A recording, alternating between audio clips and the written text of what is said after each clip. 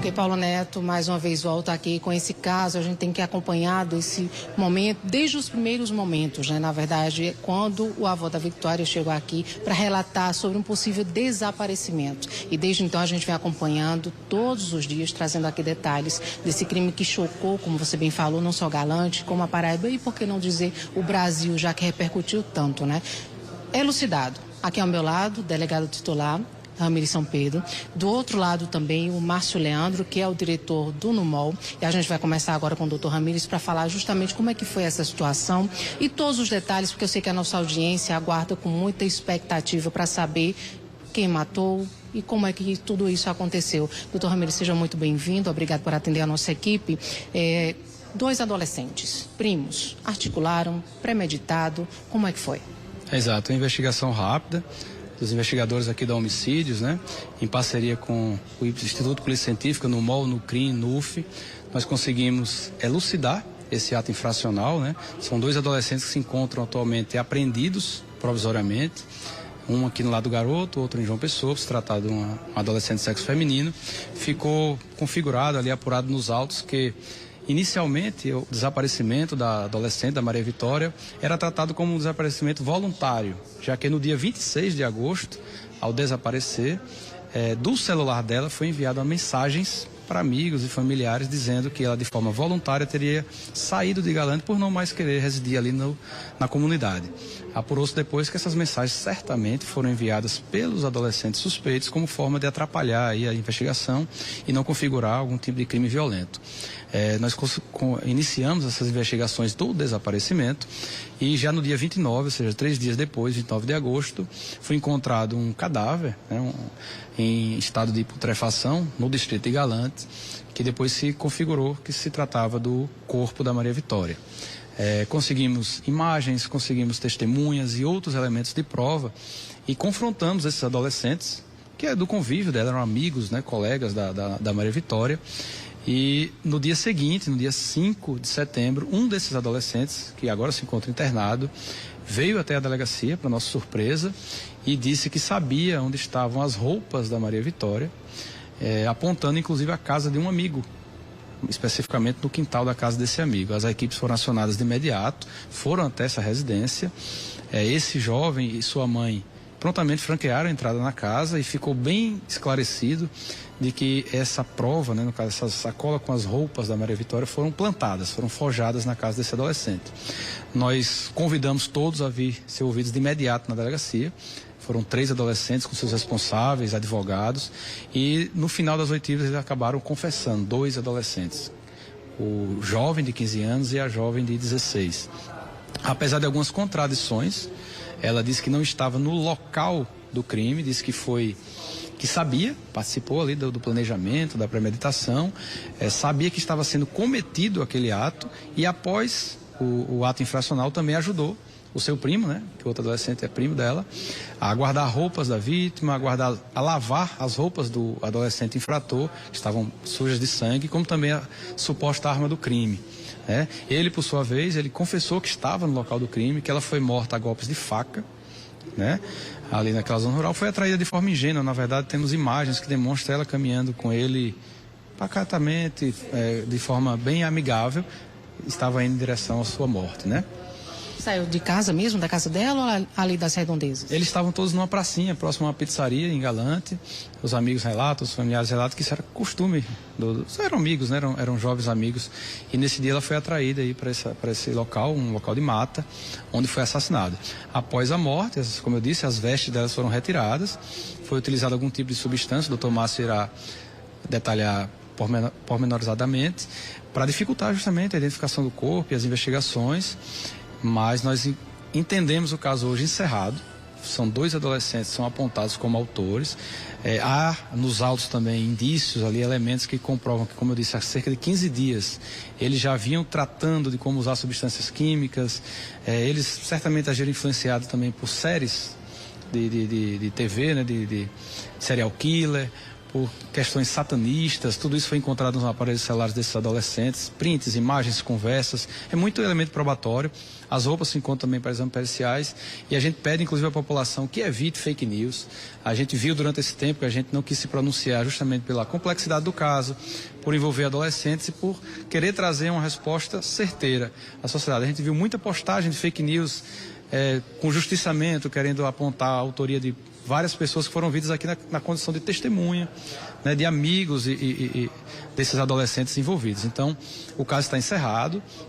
A gente repassou uma representação de internação ao juízo da vara de infância. O Ministério Público representou, concordou com esse pedido e esses adolescentes agora se encontram internados por 45 dias e já há inclusive uma audiência judicial marcada. Me diga uma coisa, o que chama a atenção é o estado de putrefação, como o senhor falou, do corpo deteriorado. Muito rapidamente, em 3 dias, ali já não tem nem como reconhecer. Tiveram que ser utilizadas várias técnicas aí especializadas justamente para reconhecer o corpo dela.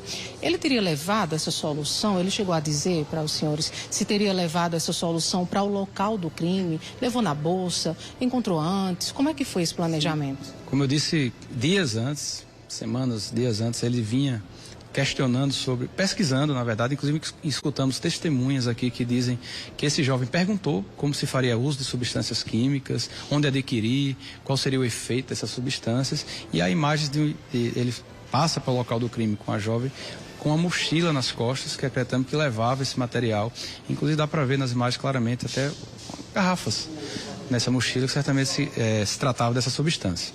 A motivação? Como eu disse, eles agiram influenciados, motivados por essas questões de violência gratuita que se encontra na internet, em seriados de serial killer. Como eu disse, ele era fã desse tipo de programa. A jovem, né, a menina, no celular dela foi encontradas várias postagens se referindo a questões satanistas. Havia, como consta nos autos, como ele mesmo declarou, que havia um certo tentativa de relacionamento amoroso dele com a Vitória não correspondido e teria, então, por isso, escolhido ela para esse tipo de prática, né, que ele já vinha premeditando, planejando e tanto influenciado por esse tipo de situações. Mas ela seria o alvo principal? Ou seria qualquer adolescente, de repente, na hora eles mudaram por essa suposta motivação de um relacionamento aí, uma desilusão amorosa? Não, eu poderia afirmar que ela foi escolhida pelos suspeitos, né? Pela questão da proximidade, pela inocência, pelo trato que eles tinham com ela, por saber que ela iria com ele, certamente, até o local do crime. E há também conversas, diálogos nesse sentido, de utilizar certas práticas, certas substâncias com ela nas conversas. Então, assim, a gente já entende que já estariam ali tratando da Maria Vitória como uma suposta vítima, a futura vítima no caso. No caso, ela foi morta a golpes de faca. Isso, golpes de faca. O doutor Márcio irá detalhar aí sobre a questão do corpo, mas é o que ele nos relatou. Foram apreendidos, inclusive, 2 facas na casa da adolescente apreendida, que estão também sendo realizados exames periciais.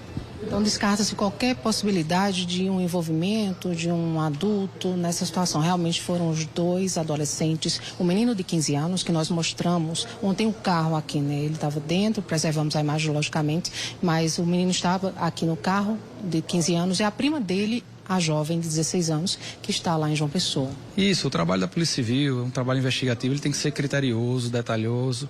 Às vezes a população, a imprensa, a família quer uma resposta imediata, mas a gente tem que trabalhar com certos critérios justamente para a gente chegar aos autores e também descartar, né, inocentes que são apontados ali de imediato por populares, por familiares. Então a gente hoje chega a essa conclusão, como eu disse, avalizada, pelo menos temporariamente, pelo Ministério Público, pelo Judiciário, com a internação desses 2 jovens.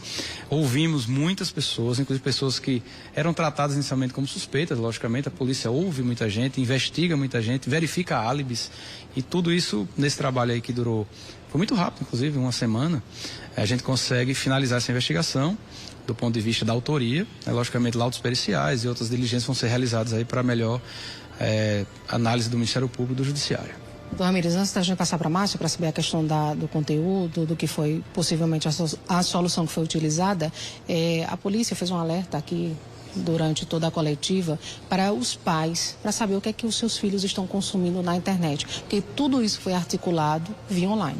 É importantíssimo, né? A gente tem que fiscalizar, controlar, acompanhar, acho que a palavra melhor é acompanhar o que nossos filhos fazem, tanto na vida real, podemos dizer assim, como na internet, na vida fictícia. A internet, as redes sociais trazem muita facilidade de conhecimento e de informação, mas também conhecimento e informação de coisas ruins. É muita violência gratuita, é muito grupo, é muita conversa, muito acesso a jogos, a programas com conteúdos violentos, né? E que, por que não, estimulam sim. A gente não está aqui demonizando, criminalizando nenhum tipo de filme, de jogo, nem nada, até porque a responsabilização é individual. Foram eles que cometeram o ato infracional. Ninguém mandou, ninguém estimulou, senão também estariam indiciados. Mas, logicamente, se influencia e fica o alerta para os pais de acompanharem seus filhos e tentarem minimizar esse tipo de situação. Ramírez, muito obrigada. Parabéns pelo trabalho do senhor, de toda a equipe, todo mundo envolvido aqui. Como a gente bem falou essa semana, que a Polícia Civil aqui da Paraíba é uma das melhores de todo o Brasil. E eu volto a reforçar, não porque estou na sua frente, mas porque a gente realmente sempre reforça isso aqui. Obrigada mais uma vez. Agora, Márcio Leandro, do NUMOL. Com você, Márcio, eu queria saber se foi possível detectar realmente a solução utilizada ou não, porque no estado que ela chegou lá, o corpo, o cadáver chegou lá, realmente a gente mostrou, inclusive aqui uma reportagem com você falando sobre isso, quase não dava para identificar muita coisa, né?